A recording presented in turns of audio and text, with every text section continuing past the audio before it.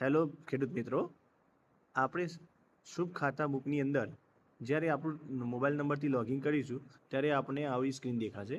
એ સ્ક્રીનની અંદર પહેલું આપણે ખેતી અને વ્યવસાય ખાતામાં જવાનું રહેશે. ખેતી અને વ્યવસાય ખાતાની અંદર તમે તમારા જે સાથીદાર મિત્રો હોય જેને તમે ખેતર ભાગે વાવા આપ્યું હોય એ સાથીદારની તમે એન્ટ્રી અહીંયાથી ઉમેરોમાં જઈને કરી શકો છો. એમાં તમે જશો ત્યારે તમારા જે પણ સાથીદાર હશે એનું નામ તમે અહીંયાથી લખી શકશો કે તમારો સાથીદાર છે, કામદાર છે કે શું છે. તો સાથીદારનું નામ લખીને બાકીની તમે એની ટોટલી વિગત, મોબાઈલ નંબર, સરનામું, શરૂઆતનું વર્ષ, ભાગીદારી કેટલો ભાગ છે, ચોથો ભાગ, પાંચમો ભાગ, ત્રીજો ભાગ, એ તમે એન્ટર કરીને અને આને સાચવી શકો છો. એ સાચવ્યા પછી તમારો અહીંયા સ્ક્રીન ઉપર તમને એ સાથીદારનું ડિટેલ દેખાશે. તમે જ્યારે એ સાથીદારની ડિટેલમાં ક્લિક કરશો ત્યારે એ સાથીદારનો તમને હિસાબ દેખાશે, જેની અંદર તમે અહીંયા એનો ઉપાડ, સાથીદારનો ઉપાડ, એ ખેતી ટાઈમ જે પણ એ વર્ષમાં એનો ઉપાડ હશે એ ઉપાડ તમે અહીંયાથી કરી શકશો. જેવી રીતે કે અહીંયા જમા લખશો તો એને તમે જે રકમ હશે જમા થયેલી, વેચાણ થયા પછીનો, એ અહીંયા દેખાશે. એની જે વપરાશ હશે એ વપરાશ એ તમે ઉપાડમાં જઈને ત્યાં એન્ટર કરી શકો છો. ધારો કે તમે કોઈ રૂપિયા આપ્યા છે તો એન્ટ્રી કરી શકો છો, કયા હેતુસર આપ્યા એ પણ તમે લખી શકો છો. અથવા તો તમે જો રાઇટિંગ ના કરી શકતા હોય તો તમે આ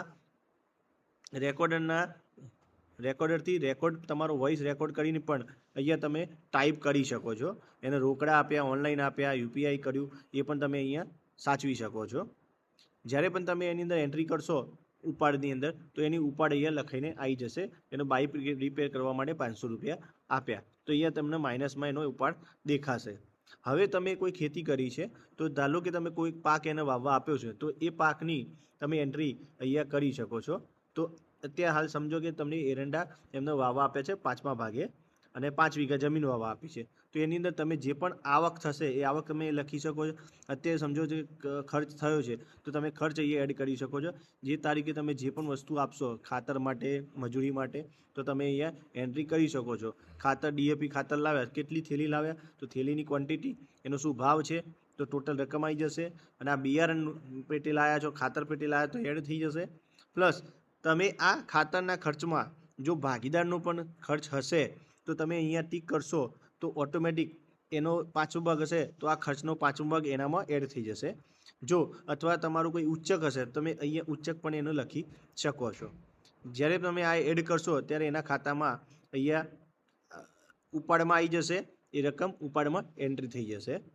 અને આ પાક તમે જ્યારે એને વેચાણમાં જાઓ છો, વેચાણ કરો છો તો જથ્થો કેટલો થયો, મણ થયું, ક્વિન્ટલ થયું, કિલો થયું, એને એન્ટ્રી કરી શકો છો. કિંમતનું શું રકમ આવી, ખરીદદારનું શું નામ છે, કયા વેપારીએ ખરીદ્યું એ પણ લખી શકો છો અને તમે એડ કરી શકો છો. તો એની આવક જે હશે એ આવકની પણ એન્ટ્રી થઈ જશે. ખેડૂતનો રિપોર્ટ તમને ટોટલ રિપોર્ટ આ આવક માટે તમને દેખાશે કે કુલ 6 લાખ આવક થઈ, સાથીદારનો ભાગ 1,20,000 છે, 5મા ભાગે ખેતીનો ખર્ચ 18,000 થયો, ખેડૂતનો નફો 4,62,000 થયો. બરોબર, આ તમે રિપોર્ટ, ખેડૂતનો રિપોર્ટ તમે જોઈ શકો છો.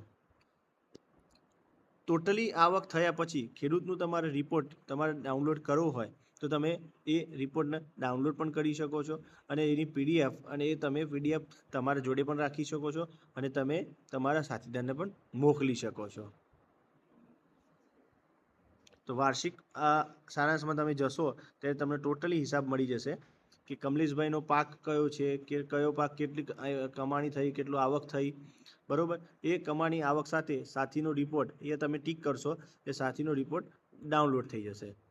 એ પીડીએફ તમારી ડાઉનલોડ થઈ જશે. બરાબર, એ ડાઉનલોડ પીડીએફ તમે જોઈ શકો છો.